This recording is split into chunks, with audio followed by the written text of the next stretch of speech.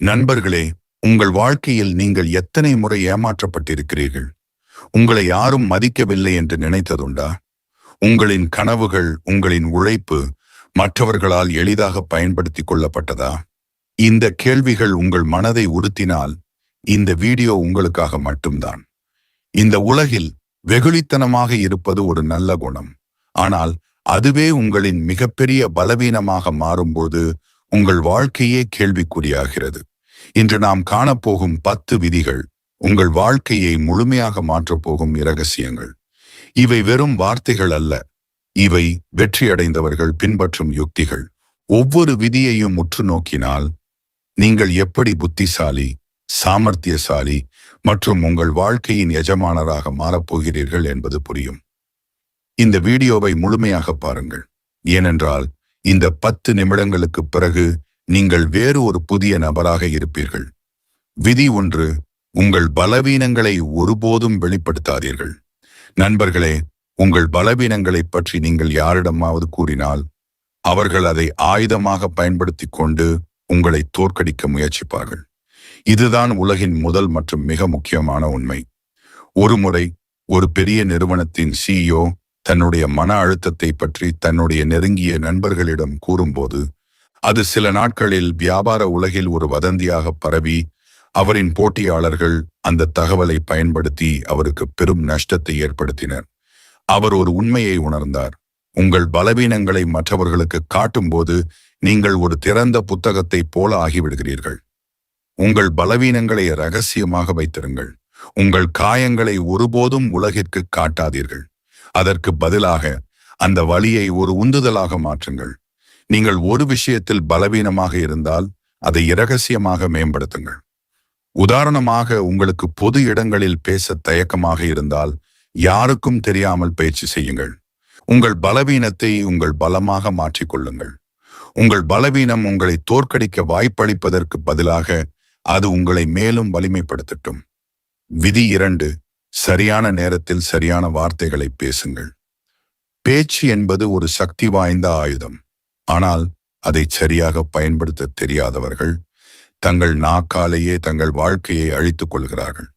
சரியான வார்த்தைகளை சரியான நேரத்தில் பயன்படுத்தாவிட்டால் உங்கள் மதிப்பு குறைந்துவிடும். ஒரு முறை ஒரு குழுவில் ஒரு புதிய பணியாளர் சேர்ந்தார். முதல் கூட்டத்தில் அவர் மிகவும் உற்சாகமாக அனைத்திலும் தன்னுடைய கருத்தை கூறினார். ஆனால் அவருடைய கருத்துக்கள் யாருக்கும் அவ்வளவாக பிடிக்கவில்லை. கூட்டத்தின் இறுதியில் மேலாளர் அவரிடம், நீங்கள் அதிகம் பேசுகிறீர்கள் என்று குறிப்பிட்டார். அந்த புதிய பணியாளர் தன் தவறை உணர்ந்தார். அடுத்த கூட்டத்தில் அவர் அமைதியாக இருந்தார். எல்லோரும் பேசி முடித்த பிறகு கடைசி நிமிடத்தில் ஒரே ஒரு வார்த்தை மட்டும் பேசினார்: இந்த திட்டத்திற்கு ஒரு புதிய சந்தை உள்ளது. அந்த ஒரு வாக்கியம் அனைவரின் கவனத்தையும் ஈர்த்தது. மௌனம் ஒரு சக்தி வாய்ந்த ஆயுதம். அமைதியாக கவனிப்பதன் மூலம் நீங்கள் எல்லாவற்றையும் புரிந்து கொள்ளலாம்.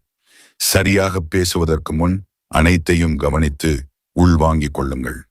உங்கள் வார்த்தைகளை ஒருமுறை வெளியிட்டால் அதை திரும்ப பெற முடியாது. எனவே பேசுவதற்கு முன் ஒரு கணம் யோசித்து வார்த்தைகளை மிக கவனமாக தேர்ந்தெடுங்கள். விதி 3: உங்களை நீங்களே மதியுங்கள். நண்பர்களே, நீங்கள் உங்களை மதிக்காதவரை இந்த உலகம் உங்களை ஒருபோதும் மதிக்காது. உங்களை நீங்களே நேசிப்பதும் உங்களுக்கென ஒரு சில வரம்புகளை வகுத்துக் கொள்வதும் மிக அவசியம். ஒரு பெண்ணின் கதை இது. அவள் தன் அலுவலகத்தில் உள்ள அனைவரின் தயவையும் செய்ய விரும்புவாள். மற்றவர்கள் கொடுக்கும் வேலைகளை எல்லாம் செய்வாள். ஏன் இரவு நேரம் வரை வேலை செய்வாள்? மற்றவர்கள் அவளை பயன்படுத்திக் கொள்கிறார்கள் என்பது அவளுக்கு தெரியும். ஆனால் அவள் ஒரு நாள் அவளது நண்பர்களிடம் இந்த கவலையை பற்றி சொன்னாள். அவர்கள் அவளிடம், நீ உன்னை மதிக்கவில்லை என்றால் மற்றவர்கள் உன்னை எப்படி மதிப்பார்கள் என்று கேட்டனர். அவள் அதன் பின்பு வேண்டாம் என்று சொல்ல கற்றுக்கொண்டாள். தன்னுடைய மதிப்புக்கு உரிய விதத்தில் நடந்து கொள்ள ஆரம்பித்தாள். அப்போதுதான் மற்றவர்களும் அவளை மதிக்கத் தொடங்கினார்கள். உங்கள் வாழ்க்கையின் ஹீரோ நீங்கள்தான். உங்கள் தன்மானம் பாதிக்கப்படாதவாறு பார்த்து கொள்ளுங்கள். மற்றவர்கள் உங்களிடம் தவறாக நடந்து கொள்ளும் போது அதை சகித்துக் கொள்ளாதீர்கள். உங்களை நீங்களே உயர்த்துவதன் மூலம் இந்த உலகமும் உங்களை உயர்த்தும். விதி 4: எதிர்மறை கேள்விகளை சாமர்த்தியமாக கையாளுங்கள். யாராவது உங்களை சீண்டி பேசினால் அல்லது உங்களை அவமதிக்கும் விதமாக கேள்விகள் கேட்டால் அதற்கு உடனே கோபமாக பதிலளிக்காதீர்கள். ஒரு புத்திசாலி கோபப்பட மாட்டான். அவன் அமைதியாக பதிலளித்து எதிராளியையே திணறடிப்பான். ஒரு பிரபலமான அரசியல்வாதியிடம் ஒரு செய்தியாளர், நீங்கள் ஒரு தோல்வியடைந்த தலைவர் என்று மக்கள் கூறுகிறார்களே, அது பற்றி என்ன நினைக்கிறீங்க என்று கேட்டார். அதற்கு அந்த அரசியல்வாதி கோபப்படாமல், ஒருவேளை அவர்கள் என் வெற்றிகளை கண்டிருக்க மாட்டார்கள், நீங்கள் என் தோல்விகளை மட்டும் பார்ப்பதால் அப்படி நினைக்கலாம் என்று புன்னகையுடன் பதிலளித்தார். செய்தியாளர் திகைத்து போனார். எதிர்மறை கேள்விகளை கோபமாக அணுகும்போது நீங்கள் பலவீனமாக தெரிவீர்கள். ஆனால் புத்திசாலித்தனமாகவும் புன்னகையோடும் பதிலளிக்கும் போது நீங்கள் கட்டுப்பாட்டை பெறுகிறீர்கள். உங்கள் கோபம் மற்றவர்களுக்கு ஒரு ஆயுதமாக மாறும். உங்கள் அமைதி அவர்களுக்கு ஒரு பதிலை கொடுக்கும். எனவே அமைதியாக இருங்கள், கூர்மையாக சிந்தியுங்கள், சரியான நேரத்தில் சரியான பதிலை கொடுங்கள். விதி 5. எந்த காரணமும் இல்லாமல் யாரும் உங்களுடன் இருக்க மாட்டார்கள். இந்த உலகில் மக்கள் தங்கள் சுயநலத்திற்காக மட்டுமே உங்களுடன் இருப்பார்கள்.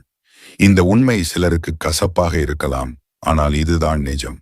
ஒரு தொழில் அதிபர் மிகவும் சக்தி வாய்ந்தவராக இருந்தபோது அவரை சுற்றி நூற்றுக்கணக்கான நண்பர்கள் இருந்தனர்.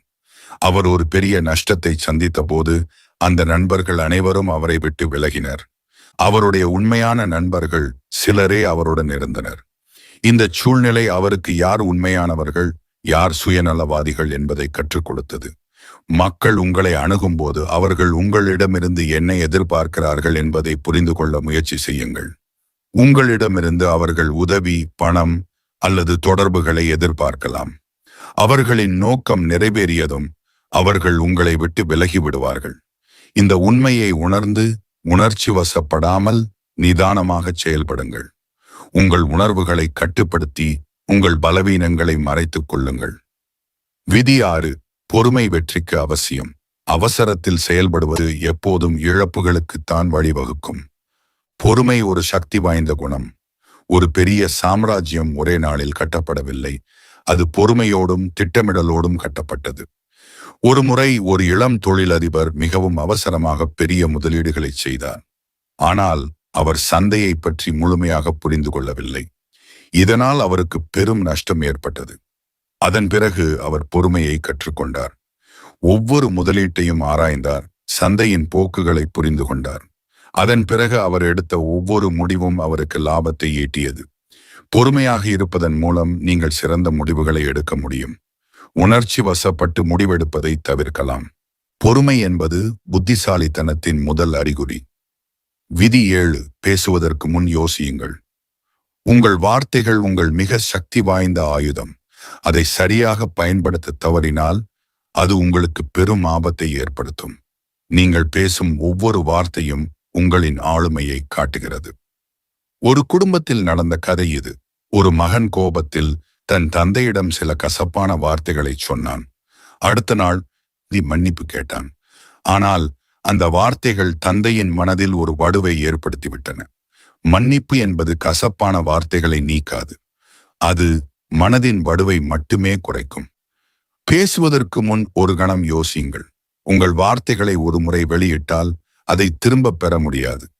உங்கள் வார்த்தைகள் ஒரு பாலத்தைப் போல பலரை இணைக்கலாம். உங்கள் வார்த்தைகளை கவனமாக தேர்ந்தெடுத்து பொறுப்புடன் பேசுங்கள். விதி 8. நேருக்கு நேர் கண் பார்த்து பேசுங்கள். ஒருவருடன் பேசும்போது அவர்களின் கண்களை பார்த்து பேசுவது உங்கள் தன்னம்பிக்கையை வெளிப்படுத்தும். இது நீங்கள் உண்மையை பேசுகிறீர்கள், மேலும் உங்கள் வார்த்தைகளில் நீங்கள் உறுதியாக இருக்கிறீர்கள் என்பதை காட்டுகிறது. உதாரணமாக, ஒரு நேர்காணலில் ஒரு இளைஞன் கண்களை பார்த்து பேசாமல் இருந்தான். அவனுடைய பதில்கள் சரியானதாக இருந்த போதிலும் நேர்காணல் செய்பவருக்கு அவன் பொய் சொல்கிறான் அல்லது தன்னம்பிக்கை இல்லாமல் இருக்கிறான் என்று தோன்றியது. இன்னொரு இளைஞன் கண்களை பார்த்து பேசினான். அவன் பேசும் ஒவ்வொரு வார்த்தையும் உண்மையானது என்று தோன்றியது. கண்களை பார்த்து பேசும் கலை மற்றவர்கள் உங்களை நம்புவதற்கு உதவுகிறது. இது ஒரு நேர்மறையான தோற்றத்தை உருவாக்குகிறது. விதி 9. உங்கள் எல்லைகளை நீங்களே வகுக்காதீர்கள். நீங்கள் உங்களுக்குள் ஒரு எல்லையை வகுத்து கொண்டால் ஒருபோதும் வளர மாட்டீர்கள். உங்கள் வாழ்க்கையை மேம்படுத்த உங்கள் ஆறுதல் வட்டத்திலிருந்து வெளியே வந்து சவால்களை எதிர்கொள்ளுங்கள். ஒரு சிறிய நண்டின் கதை இது. அது ஒரு பெரிய கடலை தாண்ட விரும்பியது. ஆனால் அதன் சக நண்டுகள் நாம் ஒருபோதும் பெரிய கடலை தாண்ட முடியாது என்று கூறின. ஆனால் அந்த நண்டு அந்த எல்லையை தாண்ட முயற்சித்தது. முதலில் அது தோல்வியடைந்தது. ஆனால் ஒவ்வொரு முறையும் முயற்சி செய்து இறுதியாக அது கடலை தாண்டியது. நீங்கள் உங்களை ஒரு குறிப்பிட்ட எல்லைக்குள் வைத்துக் கொண்டால் நீங்கள் ஒருபோதும் பெரிய சாதனைகளை புரிய முடியாது. உங்கள் இலக்குகளை பெரிதாக வையுங்கள். உங்கள் முயற்சிகளை அதைவிட பெரிதாக வையுங்கள். விதி 10. லட்சியம் இல்லாதவர்களிடமிருந்து விலகியிருங்கள். உங்கள் நண்பர்கள் யார், நீங்கள் யாருடன் பழகுகிறீர்கள் என்பது உங்கள் எதிர்காலத்தை தீர்மானிக்கும். கனவுகளும் லட்சியங்களும் இல்லாதவர்களுடன் பழகினால் உங்களின் ஆற்றல் வீணாகிவிடும். அக்னி சிறகுகள் பறவைகளின் கூட்டத்தில் இருந்து விலகி கழுகுகளின் கூட்டத்துடன் பறந்தன. ஒரு நாள் ஒரு கழுகு அதனிடம், "நீ பறவை அல்ல, நீ கழுகு" என்று சொன்னது. அந்த வார்த்தை அக்னி சிறகுகளின் பார்வையை மாற்றியது. அது கழுகுகளுடன் சேர்ந்து வானில் உயரப் பறக்க கற்றுக்கொண்டது. உங்களை ஊக்குவிக்கும், உங்களை மேலே கொண்டு செல்லும் நபர்களுடன் இருங்கள். உங்கள் கனவுகளை பகிரும், உங்கள் இலக்குகளை புரிந்து கொள்ளும் நபர்களுடன் இருங்கள். அவர்கள் உங்கள் வாழ்க்கையின் போக்கையே மாற்றலாம். முடிவுரை: நண்பர்களே, வெகுளித்தனமாக இருப்பது ஒரு நல்ல குணம். ஆனால் இந்த உலகில் வாழ கொஞ்சம் புத்திசாலித்தனம் தேவை. இந்த 10 விதிகளை பின்பற்றுவதன் மூலம் நீங்கள் வாழ்க்கையில் பெரும் வெற்றியை பெறுவீர்கள். ஒரு பெரிய இதயம் வைத்திருப்பது நல்லது, ஆனால் அதை புத்திசாலித்தனமாக பயன்படுத்துவது மிகவும் அவசியம். உங்கள் மூளை மற்றும் இதயத்தை ஒன்றாக பயன்படுத்துங்கள். இந்த வீடியோ உங்கள் வாழ்க்கையில் ஒரு மாற்றத்தை ஏற்படுத்தும் என்று நான் நம்புகிறேன். இதுபோன்று மேலும் பல வீடியோக்களை பார்க்க நமது சேனலை சப்ஸ்கிரைப் செய்யுங்கள். உங்கள் கருத்துக்களை கமெண்டில் பகிர்ந்து கொள்ளுங்கள். அடுத்த வீடியோவில் சந்திப்போம். நன்றி.